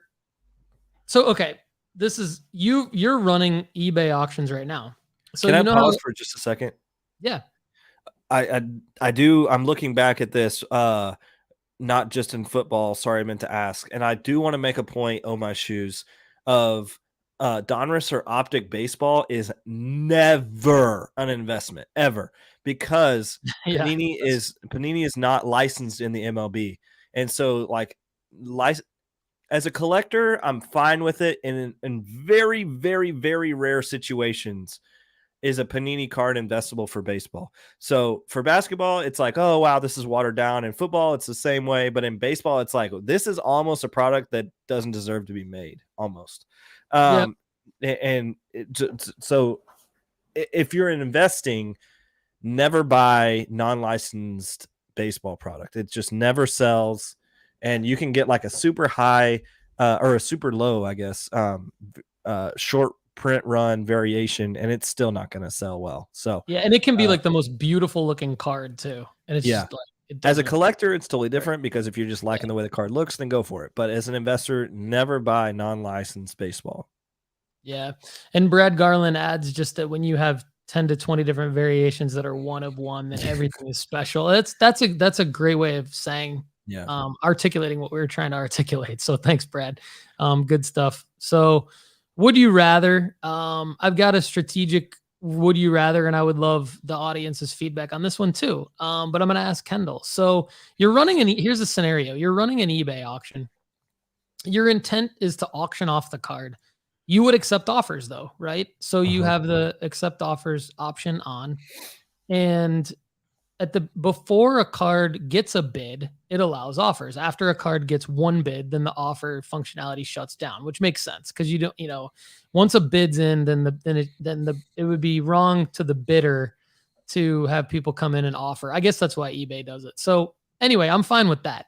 So the would you rather is in the scenario that you don't have any bids yet, but your intent was to see the auction all the way through.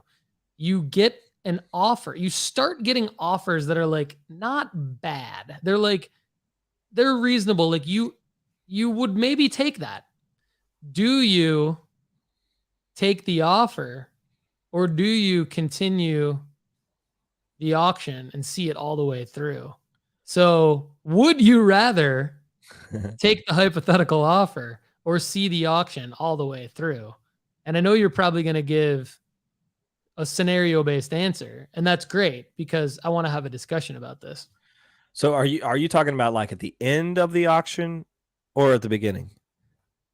Well, I guess that would be a scenario, right? Because if you've had offers within the first several hours of your auction, then that could be an indicator that this is a super popular card and you should see the auction through, and you should encourage people to bid rather than make offers, and not be a dick and be just decline, but actually like counter or decline with a comment and say like, hey, thanks for your interest. I would love it if you bid on this card because I'm hopeful that I could get more than your offer.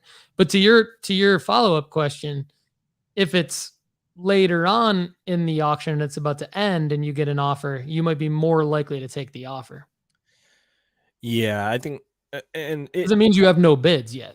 Yeah, and for me, it all depends on what do I have in the card, And for instance, I'm just going to give an example, a real life example of this. Just happened to me the other day. So if you want to throw my screen up here, this is the Josh Jung auction that I was talking about the other day.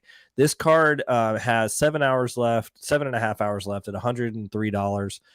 So right now, I'm assuming this is going to end up around 115, 120, somewhere in there, which it ends up making. I'll probably end up making $20 to $30 on it, which is a good turn for a non-autographed card that I bought at the National to sell. So, I I got an offer right when I posted this auction. I got an offer for $105.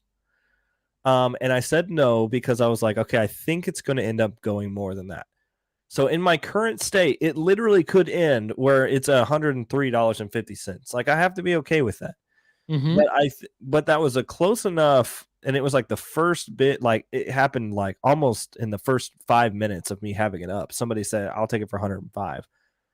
And I know with taxes and fees and everything, I would have probably made about $85 ish on it, or 90.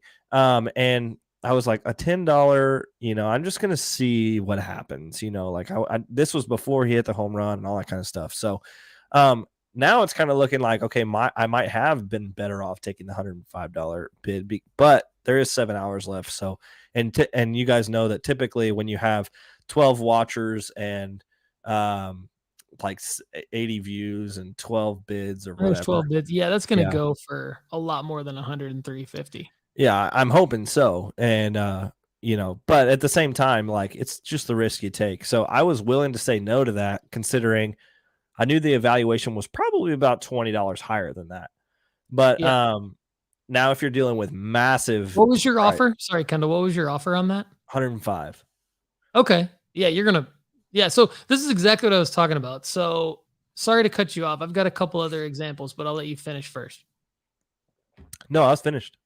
I was just saying I didn't take it because I thought that I would have marginal gain. And this one is, it's just for most people, like I want to be like transparent here. There's a lot of people that $105 card is a big deal. Like I remember when I first started, and I remember I bought my first triple digit card and I was like, oh my gosh, what have I done? How am I going to explain this to my wife? Well, one thing like I don't think any of us really realize is like, I mean, when we're talking with each other, like in the community, we'll throw around these numbers and it's like not that big of a deal to us for the most part, but like, because we know that like these are investments and we can sell these and like get our money back or make money off of them. But like when I'm out to dinner with friends that are outside of the hobby and outside of sports card investing, like hearing myself say, I sold a card for $150 or I bought a card for $150, I kind of go, whoa, that is like actually kind of a lot of money. And like, the people at the table are kind of like, what? Like, and so it is interesting. Okay. So basically your answer is kind of, I wanted the would you rather to be like a relevant selling tip, because I think that this is probably something that all of us go through. So I'm running a lot of auctions right now, and I bought this Bones Highland card for $90. And the last two sales of the same card were $135 and $205. So I put my starting bid at 99, just knowing that I'm gonna sell it to whoever buys it, but I'm at least gonna make my money back essentially after fees. And so I've turned down an offer. I got an offer like within the first day that it was listed. It's a 10-day auction, so it's halfway through. And I turned down an offer of $135. Now that was hard because I was like, okay, that's a $45 profit before fees. So I'm going to make money on this particular flip. I've only owned the card for like a week, so it's pretty darn good. I haven't had to do anything else at all with it. But I'm going to let it ride out because I had multiple offers within the first day, and seeing that it had sold for like significantly more than what the offers were, I just basically encouraged each of the people who made an offer to make a bid rather than an offer. And no one's bid on it yet, but there's still 5 days left. And now I feel like I'm in a good scenario because so I'm like, should I regret not taking the 135? Maybe, but worst case scenario, it doesn't sell and I just list the card again. And second worst case scenario is that it only sells for 99, but I make my money back. And so I feel like that's one scenario. Another scenario is I had offers. So this is another one of my cards that's up right now for auction. And it's a Pedri 2020 Topps Chrome UCL Gold Bubbles Auto PSA 8 Auto 10. It's Pop 2. And I've had two offers. So we can look at this. So the offers were for, oh, you can see the bid history.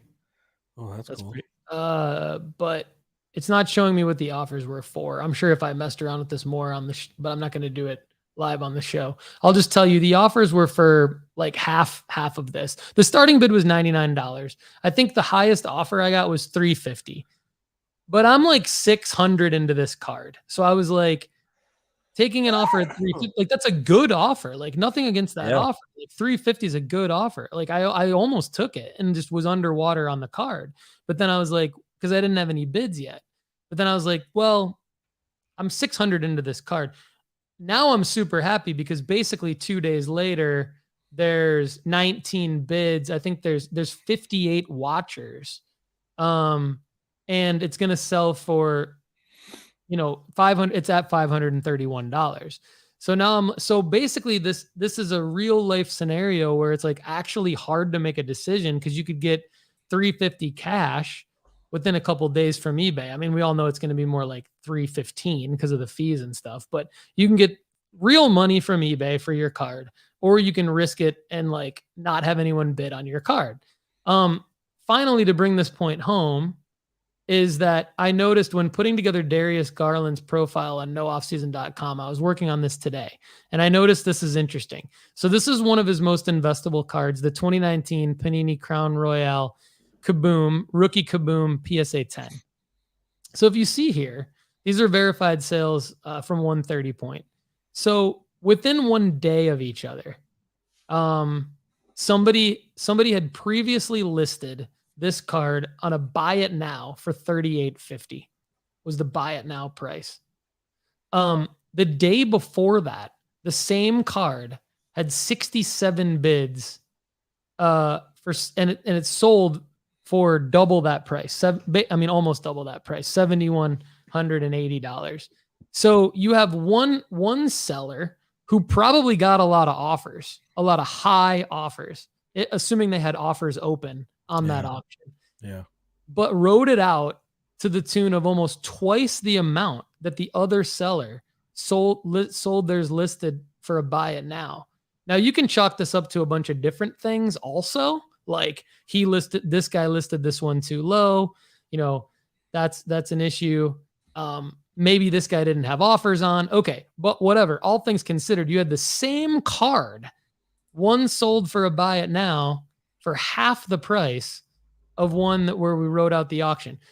So my overall point here in the would you rather is that I'm kind of advising everybody, unless you get an offer that just totally knocks your socks off, you probably should ride out the auction. That's the purpose of the auction. Now, this is assuming that you have a desirable card for auction. Like we could help you define what a desirable card is and what kind of a non-desirable card is. If you have kind of a base graded older card, that kind of thing, irrelevant type of player, I would just take the offer. I've done that before where I just take the offer. But if you have a desirable card, I would ride out the auction. Yeah, me too. That's where I'm at with that. Okay. Oh, my shoes says telling your wife is the worst. LOL. Yeah, definitely. Especially like because you have to assume that they are coming from a place where they're not as invested as you are, like in your heart. Like they're not like, all they see is that you're spending money on cardboard, and so they might believe in you, like luckily I think both of our wives are believing in the fact that we're doing really good stuff. And Katie's like been really encouraged when I buy its card for $10 and sell it for, multiple hundreds. She's like, okay, great. Let's keep doing that. But definitely, when I told her I bought a Indy Rodriguez out of 5 for $800, she was just like, are you kidding me? You're like, what are you doing? The kid is what you're doing is you're going to sell that for about 3,500 in next year. Oh yeah, probably more, but yeah, yeah. So he's going ballistic right now. So I just made a bid on your Indy Rodriguez that's out. Let's go. All right. Are you ready for the gauntlet? Do you have a would you rather? Or are you ready for the gauntlet? No, I'm ready for the gauntlet. Okay, it's time for the Gauntlet. For those of you who are new to the show, this is where I run Kendall through a series of 5 cards, and there's a winner at the end. And it's just fun, and I think it's a good way to showcase how we think about investing in sports cards, the factors, while using real life examples of cards that are available to purchase right now. And so we hope you enjoy the Gauntlet.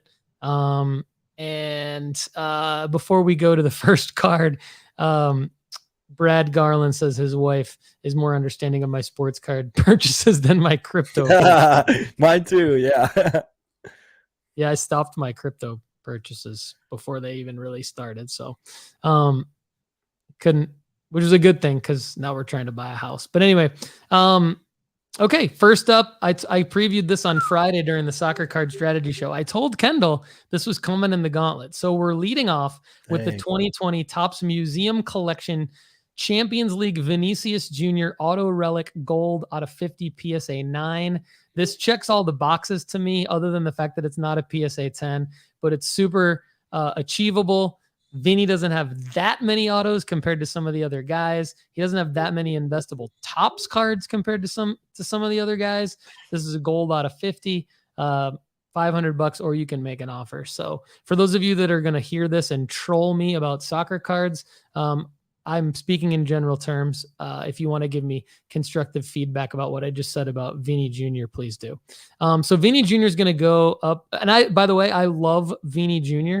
He's someone that I've been outspoken about as a buy for right now, basically leading up to the World Cup.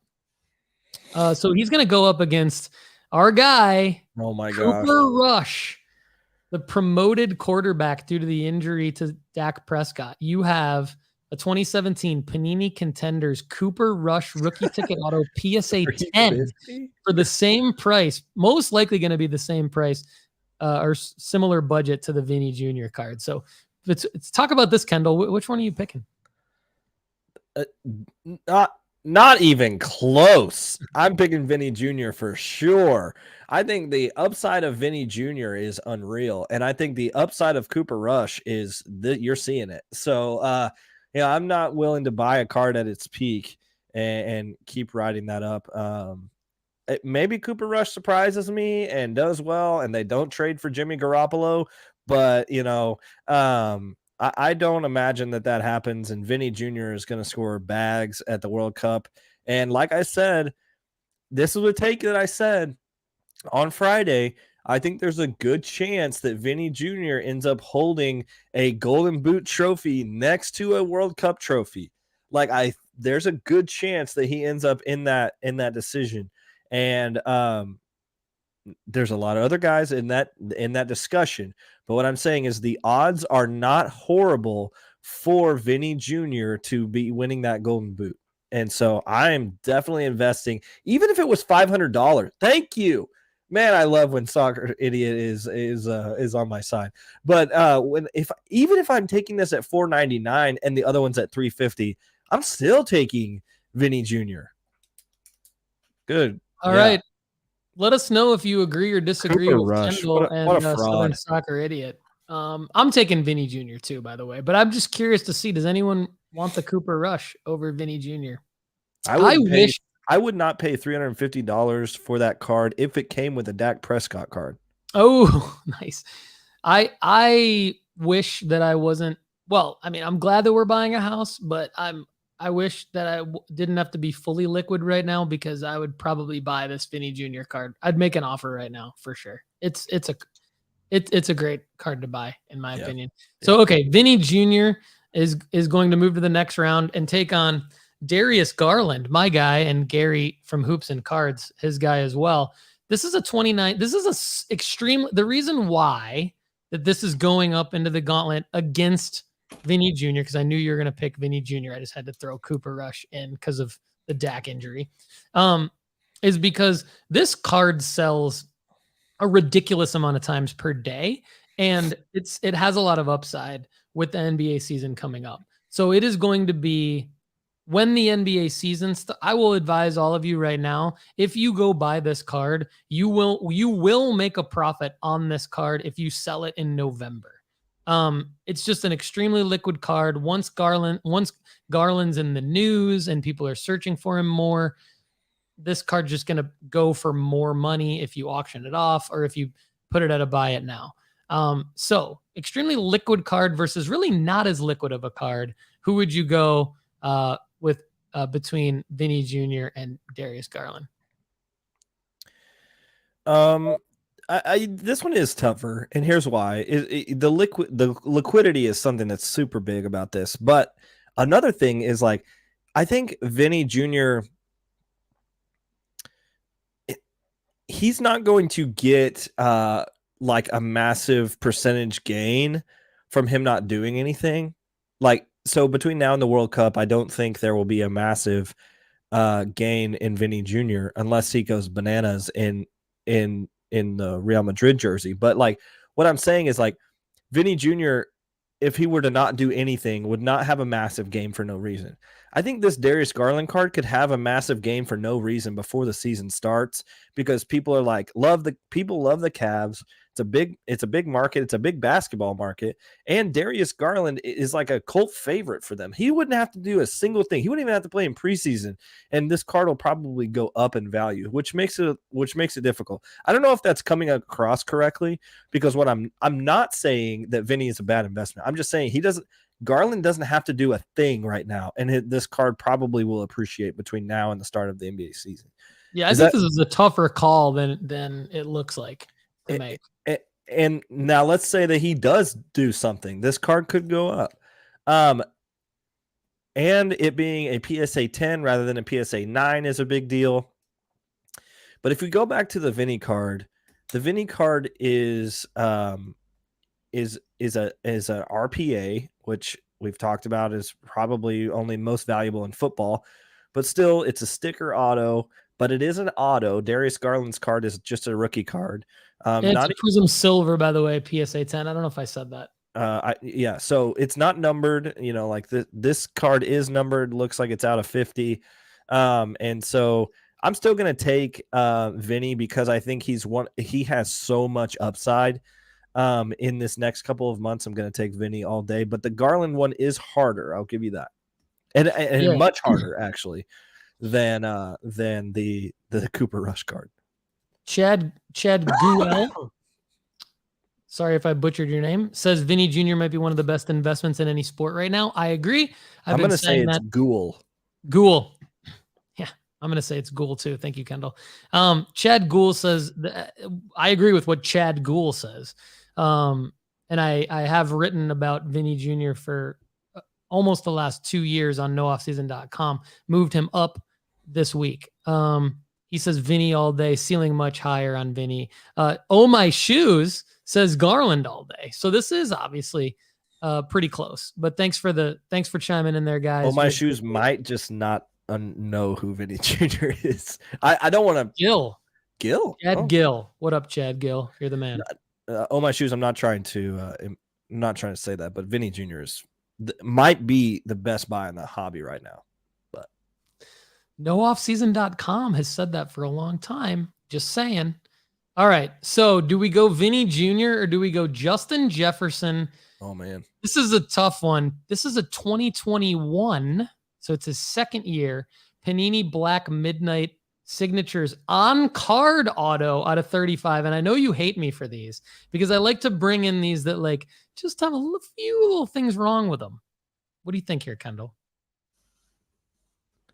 This is a second year, which is wrong. This is an on-card auto, which is right. This is out of 35, which is right. This is a sick card, which is right. But it's wrong because it's the second year. And Panini Black is not necessarily the thing. But again, we're going tough gauntlet price range. We're in the same price range. JJ or Vini JR? I love when Kendall gets silent and he's just like, can't make a decision because it's super hard. That's the purpose of the gauntlet. Silence from Kendall. The hard part, I'm cheating a little bit here because I just put an offer in on this Vinny Jr. card. And nice. He wanted to get the offer in. And it was not accepted. So $399 was not accepted. Therefore, it's at least a $400 card because he's not going to take $350 for it, which is where I was assuming that price could go down to at the best case scenario. So Justin Jefferson here is interesting. I think you could make an offer on this card, and it probably ends up getting really low because I would assume. I'm going to assume. Can you back out of the okay? So this guy's, does it say 732 items sold? Or okay, 132? The Hut Shop.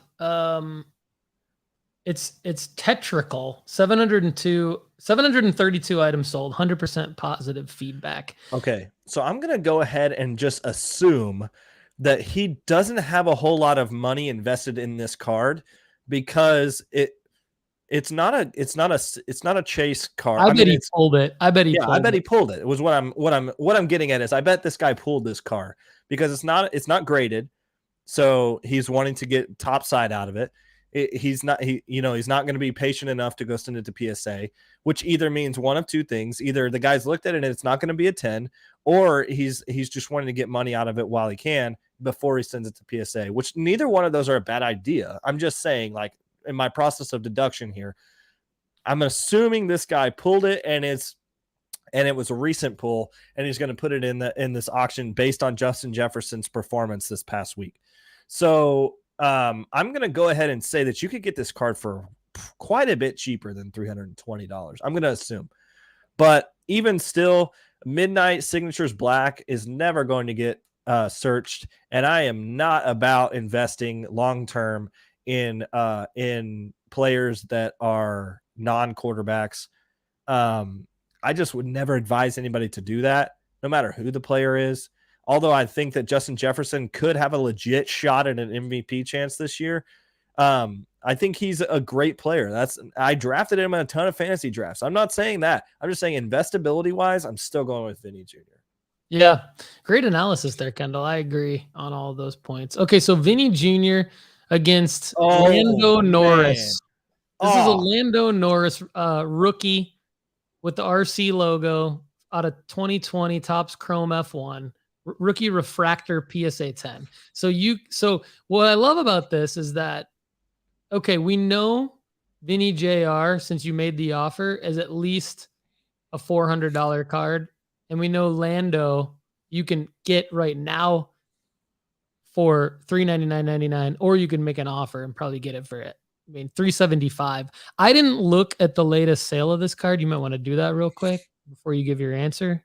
Arlington Books is selling it. They have 3,700 sales with 99.7% positive feedback. So that's amazing.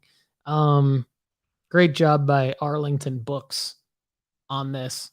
Although carpeting in the background, I'm not a huge fan of it, but I am looking it up. So keep talking.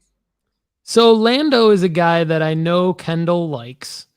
We've talked about this before. He's picked McLaren as his team mainly because of Lando, and then he's obviously into Oscar now. That's another reason why he's picked McLaren as his team. I also like Ricardo, but that's for different. Yeah, a lot of people like Danny Ricciardo for sure. He's been a fan favorite for a while in F1, and he's legit driver for sure. Had a great career.